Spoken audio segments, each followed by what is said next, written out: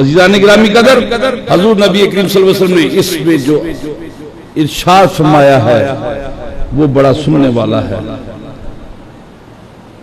فَإِنَّ دَمَاءَكُمْ وَأَمْوَالَكُمْ وَأَعْرَاضَكُمْ حَرَامٌ عَلَيْكُمْ۔ اے لوگو، اے مسلمانوں،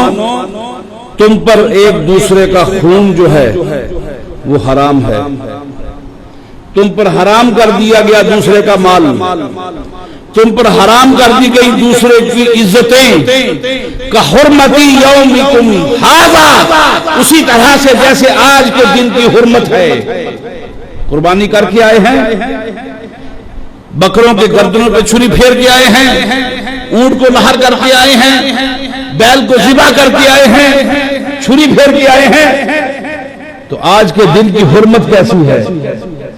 کحرمت یومکم ھذا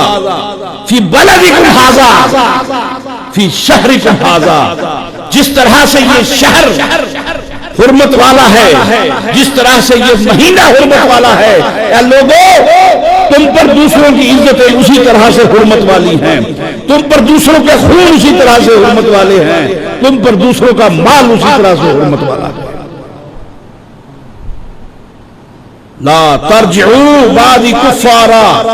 میرے بعد کافر نہ ہو جانا، ایسے نہ بن جانا۔ یضرب بعضکم رقاب بعض، کہ تم ایک دوسرے کی گردنیں مارنے لگو،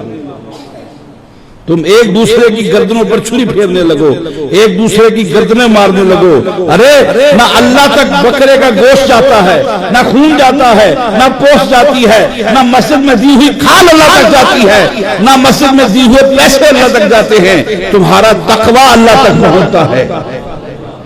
اور تقویٰ اس چیز کا نام ہے کہ تم پر دوسروں کا مال حرام کر دیا گیا، دوسروں کی جان تم پر حرام کر دی گئی ہے، اور دوسروں کی عزتیں تم پر حرام کر دی گئی ہیں۔ اور ایسا نہ ہو جانا کہ تم میرے بعد ایک دوسرے کی گردنیں مارنا شروع کر دو۔ اپنے گریبان میں منہ ڈالیے۔ بابا فرید الدین گنج شکر رحمۃ اللہ فرماتے ہیں، آپ پڑے گریبان میں سر نیوا کر کے دیکھ، آپ پڑے گریبان میں سر نیوا کر کے دیکھ، اپنا گریبان کھول لے اور اس میں منہ ڈال کے دیکھیں کہ کتنی عزتیں آپ کی زبان نے اچھال دی، کتنا مال لوٹ لیا گیا دو نمبری سے،